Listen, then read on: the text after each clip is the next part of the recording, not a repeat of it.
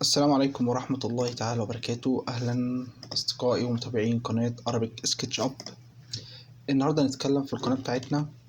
اتكلمنا المرة اللي فاتت في الأدوات اللي هي على الشمال والقايمة اللي على اليمين وإزاي بجيب القايمة اللي فوق وفتح نافذة البرنامج. النهاردة هنتكلم عن التول بار بتاعي اللي فوق اللي هي فايل وإيديت والحاجات التانية اللي احنا عارفينها.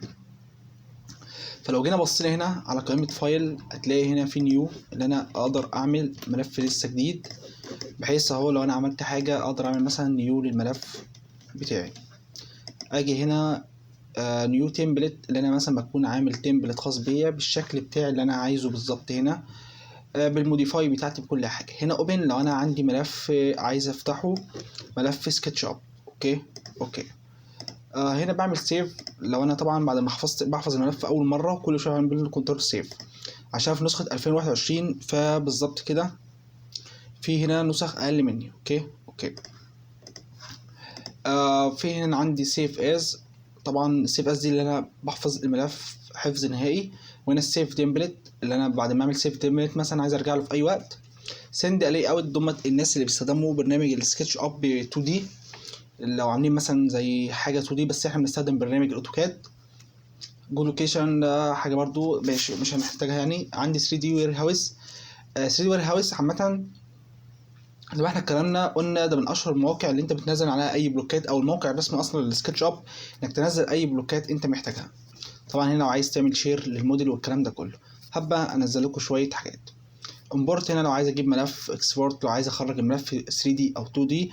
ممكن اخرج الملف بتاعي لو مثلا بصيت من التوب فوق ممكن اخرجه لبرنامج الكاد، او اخرجه ل 3 دي ماكس، او اخرجه كصوره. وهنا البرنت مش عايزها. قائمه الايديت بتاعتي لو انا عملت مثلا كده اندو ريدي الحاجه اللي انا عملتها. عندي هنا القط طبعا اللي انا مثلا حددت ده كده وعملت له قط،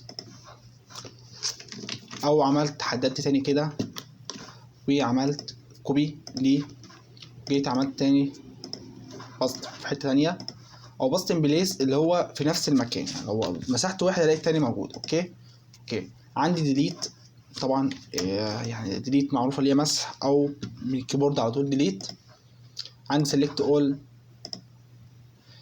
سيلكت انا مش عايز اعمل حاجه. عندي مثلا لو انا مختار ده كده وعايز اختار العكس بعمل انفيرت سيلكشن اللي هو بيعمل عكس للسيلكشن بتاعي. عندي هايد ده بستخدمها لما اجي اخفف الملف بتاعي، وليكن الملف بتاعي خلاص مليت فيه حاجات كتير جدا، في حاجات مش محتاجها وشغال على جزء معين، وليكن مثلا دوائر اهيت كتير مثلا اهيت، وليكن نقول مساحات خضراء معانا، مثلا معايا مثلا ريكتانجل وحد كلها، جيت شغلت على جزء معين وحاسس ان الجزء اللي ورا ده بالظبط عامل لي تقل في الجهاز. فممكن اروح محدده كده عادي واروح عامل هايد. تمام، هيخفف معايا الجهاز، وما اكون عايز ارجع له في اي وقت اعمل انهيت لاست اخر حاجه او اول. اوكي. هنا برضو لوك او ان لوك. هنا لوك لو انا عايز اقفل ده كده.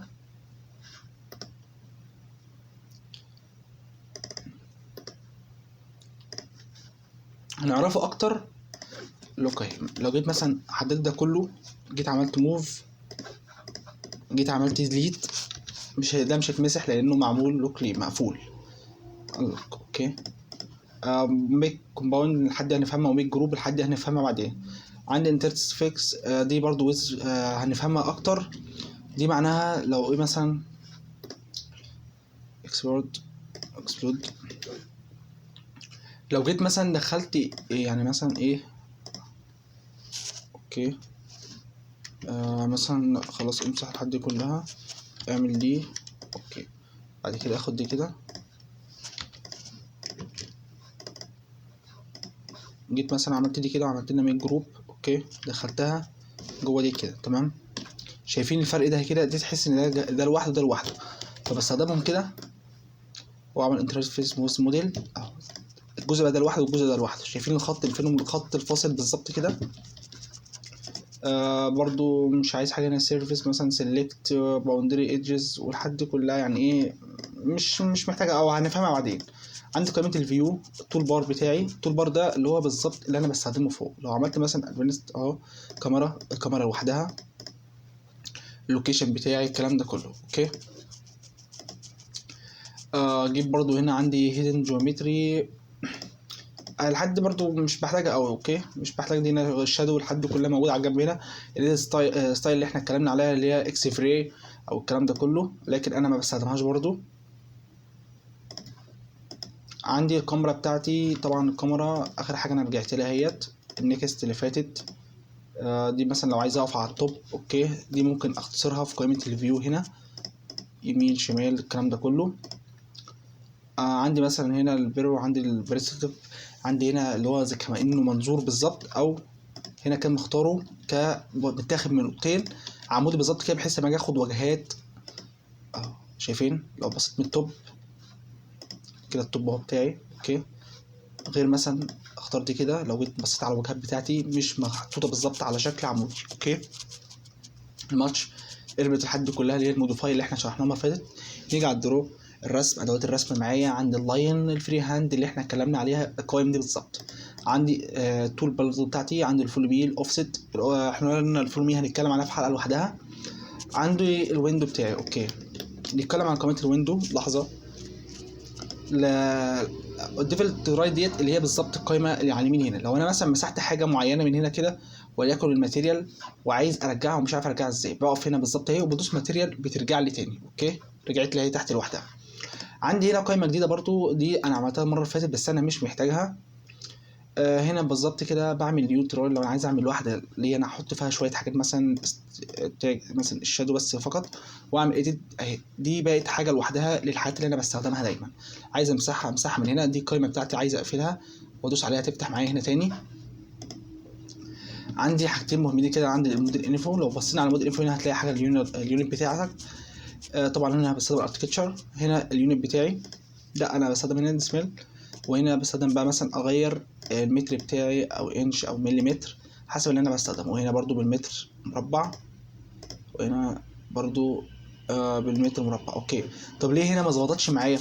لان انا من بره ما جيت عملت، انا كنت داخل بالمتر عادي، بس ما جيت هنا عملت فايل وعملت نيو فالاعدادات بتاعتي دي اتغيرت. بس لكن انا بفتح الفايل من اول وجديد وجيت اختار من بره واختار امر المتر فبيجي معايا الشكل كله بالمتر. اوكي،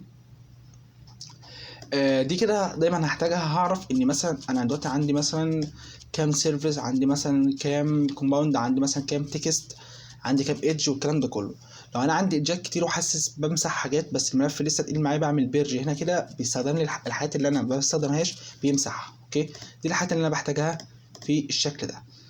لو جينا هنا على الويندو هنا اخترت حاجه اسمها، اختار حاجه هنا في الجنرال، الاقي حاجه هنا بحفظ الملف كل اوتو سيف كل مثلا 20 دقيقه او الكلام ده كله. اوكي، وهنا 3 دي وير هاوس احنا اتكلمنا عليها، ودي اكستنشنز وير هاوس اللي هي الاضافات بتاعت الوير هاوس اللي احنا هنتكلم عليها ان شاء الله.